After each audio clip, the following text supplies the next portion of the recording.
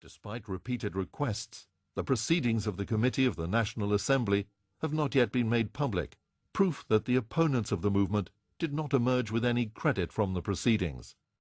As has always been the case in the history of the movement, this is only one side of the picture. Naturally, that was very disappointing. That was totally wrong. But the result was that while this decision was taken on one side, there was a lot of people within Pakistan who became more curious, and they decided that we should find out what is the reality about that. Instead of taking the decision in this way that, well, if the government has decided, that must be right.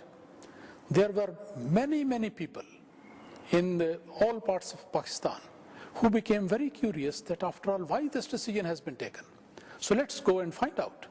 So the result was that more and more people contacted the Ahmadis here and there and demanded for literature and demanded for explanation and wanted to have more and more information. And also, large number of people, they started visiting Rabwa. The instigation against the Jamaat at that time, and after the motion was tabled, there was a lot of anti-Ahmadiyya sentiment, and really it was to ensure that the government of that time coerced and confirmed, and basically through the legislative body declared us as non-Muslims. But what happened was that once we were declared as non-Muslims, then the mullahs, the Maulvis, and those creating trouble for us thought they had succeeded, and the riots basically broke up because they had achieved their aim. But such is the way of Allah that Zulfikar Ali Bhutto himself, who had instigated this and whose government had actually led to us being, at least in the eyes of the law for Pakistan itself, being declared as non-Muslims. He himself was, through the instigation of General Zia in 1979, and in league with the same people, really, who had instigated this. Then they got rid of him, and he was executed after, again, a trial. And we again regard it as divine retribution in some regards for carrying on with declaring us as non-Muslims. In 1975, Hadhrat Khalifatul Masih III visited the United Kingdom, West Germany, Denmark, Sweden, Norway, Holland and Switzerland. Laying the foundation stone of the Nasir Mosque at Gothenburg, Sweden, on the 27th of September 1975, was a momentous event of this tour. In July 1976, Huzur paid a visit to Ahmadi communities in the United States and Canada. Huzur arrived in Washington on the 25th of July 1976 and visited New York, Dayton and New Jersey. This was the first time that an Ahmadi Khalifa had traveled to this part of the world. This was indeed a very successful visit. Various Ahmadis got the opportunity of meeting with the exalted personage and benefiting from his sublime discourses. He attended various receptions and press conferences while he was in North America. One such reception was held at World Trade Center in New York on the 4th of August 1976.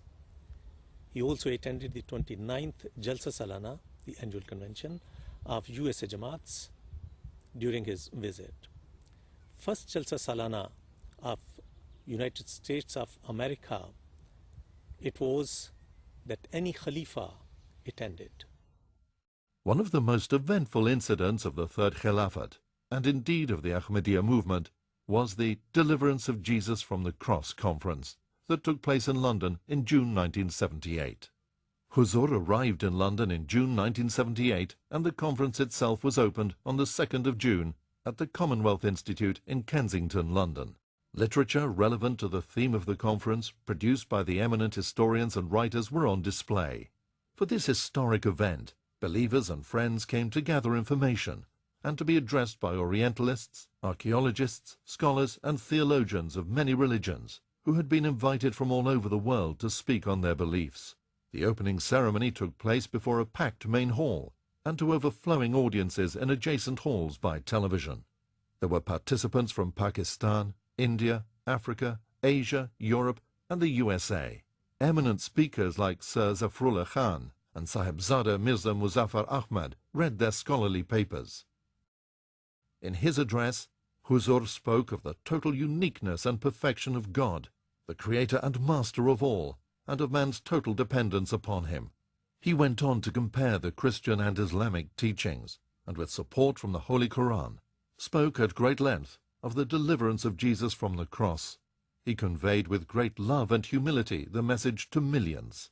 Thousands of Europeans who listened to Huzur's address were impressed by the depth and breadth of his knowledge. Newspapers from around the world, magazines, television and radio carried news of the event in their respective countries. Hadhrat Khalifatul Masih's visit to London in 1978 provided him with a unique opportunity to catch a brief glimpse of British politics at the House of Commons. On the 7th of June, he was invited to the House of Commons by Mr. Tom Cox, Member of Parliament. In the members' dining room at the House of Commons, over 100 friends of the Ahmadiyya movement enjoyed the warm reception and hospitality extended to them. All the invited guests had the opportunity of meeting the revered head of the Ahmadiyya movement. Huzur spent some time talking to dignitaries. An added highlight to this informal occasion was provided as the House of Commons was in session on that day, and a number of members of Parliament spent time talking to Huzur. Several religious denominations were represented, including members of the Jewish and Catholic faiths. The visit lasted for over 3 hours. Concluding the afternoon, Huzur visited the public gallery to observe the House of Commons in session, in what is the heart of British democracy. The promised Messiah, peace and blessings of Allah be upon him, said, "God has conveyed to me that my followers will excel so much in knowledge and insight that they will confound all others with the light of their truth, their reasoning, and their signs." This prophecy had been fulfilled in various forms over the passage of time, and will continue to do so. During the blessed reign of the Third Khilafat, this prophecy was magnificently manifested in the person of Professor Dr. Abdus Salam. I am a theoretical physicist, and we theoretical physicists are engaged on the following problem. We would like to understand the entire complexity of inanimate matter in terms of as few fundamental concepts as possible. He was a renowned scientist who received the Nobel Prize in Physics in 1979 from the King of Sweden. He was the first Muslim, and in fact first Pakistani, to receive this prestigious award. Just by way of background, of course, when my father was awarded the Nobel Prize in October 1979, he received a phone call from the Nobel Foundation that morning, and his immediate reaction upon receiving this amazing piece of news was to come straight to the Fazl Masjid in London and offer Nawafil prayer. And then he returned back to home and began the various phone calls. And of course his first phone call was to Hadhrat Khalifatul Masih III to inform him of the news.